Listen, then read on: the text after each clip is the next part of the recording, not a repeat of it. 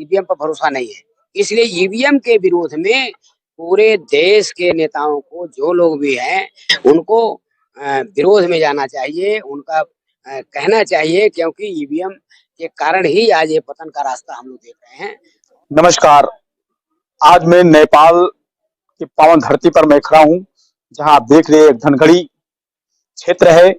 यहाँ पर आज एक कार्यक्रम रखा गया जो नेपाल बौद्ध अंबेडकर महासभा का कार्यक्रम रखा गया। ये सामाजिक परिवर्तन का कार्यक्रम था। इस कार्यक्रम में बस्ती से चल करके आए पूर्व सांसद, मैं उनसे भी आप लोगों को रूबरू कराऊंगा।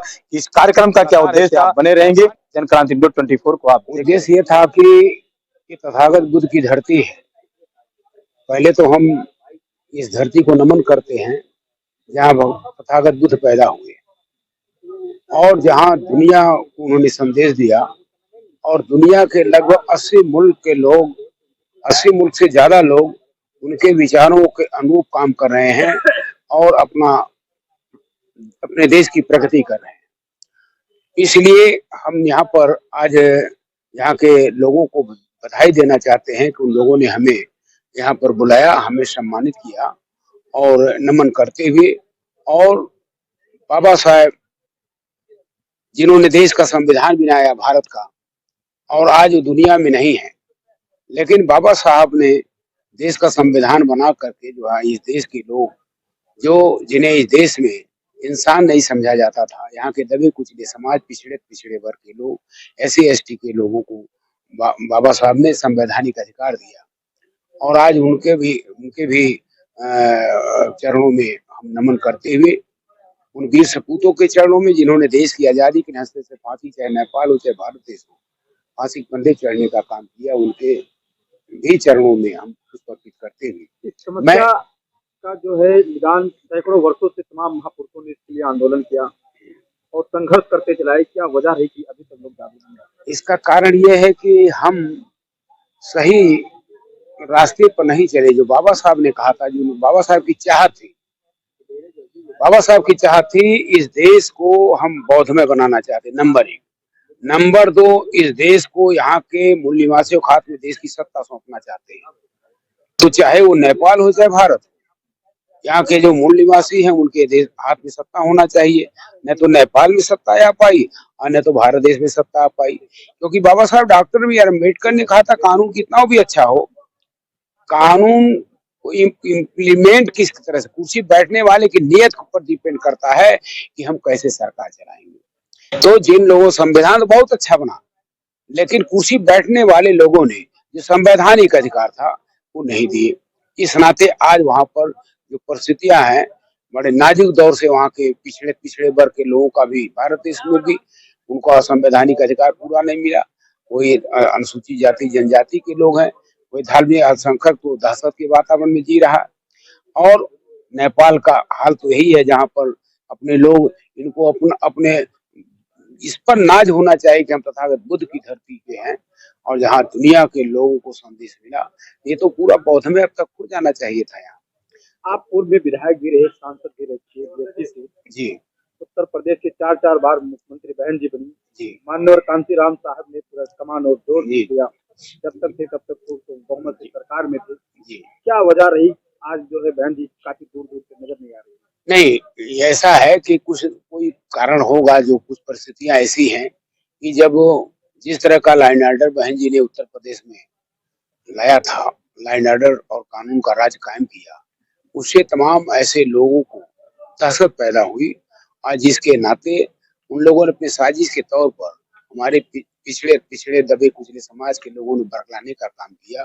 तमाम लोग इधर उधर भटक गए हैं और लोग प्रयास किया जा रहा है कि सारे लोग, आज के जो हालात हैं हमारे लिए, इस देश में जो है मूवमेंट के हित में, जो भारत देश में इस समय चल रहा है मामला, मूवमेंट के हित में, देश के हित में, बहुजन समाज के हित में और संविधान के हित में, 4 मुद्दों को लेकर के जो है मूवमेंट के हित में, देश के हित में, बहुजन समाज के हित में और संविधान के हित में काम नहीं करेंगे, उनका बिल्कुल जो है नेस्तनाबूद हो जाएंगे।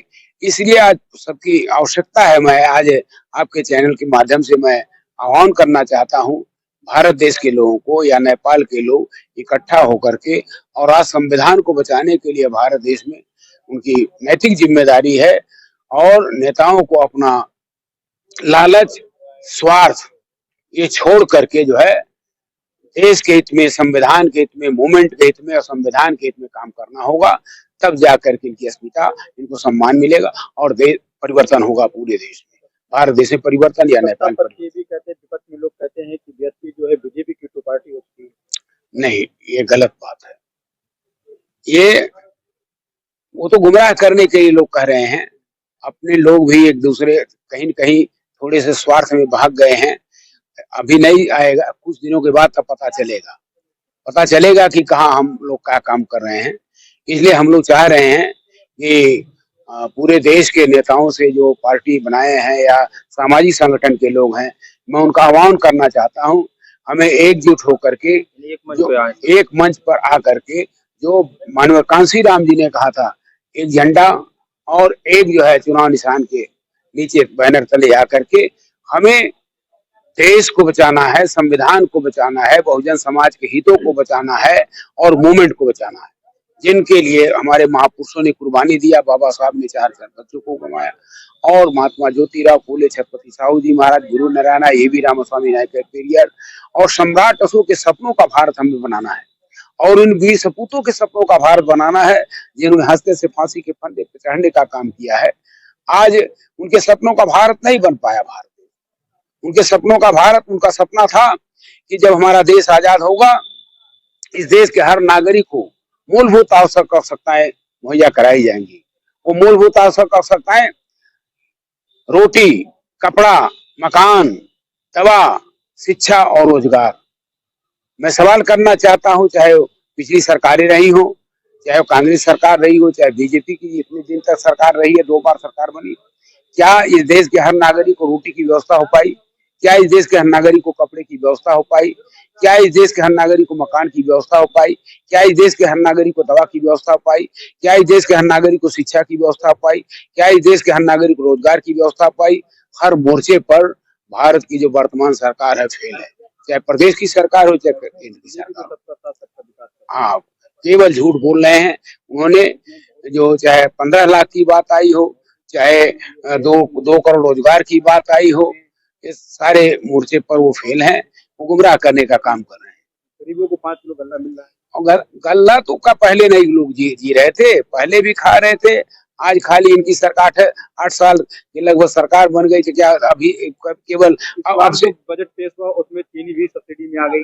वो सब देखते चलिए आगे क्या होता है। बहुत कुछ जो चुनाव का लुभावना तो नहीं है, बिल्कुल लोकसभा लुभावने की बात है। अब सारे नौकरियां इन बेरोजगार लोगों को हम 2 करोड़ नौकरियां देंगे, अब तक तो लगभग 18-19 करोड़ इनको नौकरियां देना चाहिए था। कहाँ कितने लोगों को नौकरी दी? ये केवल गुमराह का सब समझ रहे हैं लोग। आने वाला समय बतलाएगा कि कहाँ लोग जाएंगे, इसकी सरकार बनेगी। सारे लोग लगे हुए हैं और ये अपने खुद जो है अपने कर्मों के कारण जो केंद्र की सरकार, प्रदेश सरकार जाएगी। सर एक सवाल है, तो सारे लोग क्या कहेंगे कि ईवीएम पर भरोसा नहीं है। इसलिए ईवीएम के विरोध में पूरे देश के नेताओं को, जो लोग भी हैं, उनको विरोध में जाना चाहिए, उनका कहना चाहिए, क्योंकि ईवीएम के कारण ही आज ये पतन का रास्ता हम लोग देख रहे हैं और बैलेट पेपर से चुनाव होना चाहिए। लेकिन ईवीएम के लिए कोई राजनेता, कोई इतनी नेशनल लेवल की जो पार्टी है, राष्ट्रीय लेवल की, समय समय पर सब लोग बोलते हैं जैसे जिस तरह से बोलना चाहिए। अब आंदोलन के रूप में नहीं, लेकिन आने वाले दिनों में जो परिस्थितियां बन रही है, हमें उम्मीद है कि सारे नेता एक मंच पर आकर के ईवीएम का विरोध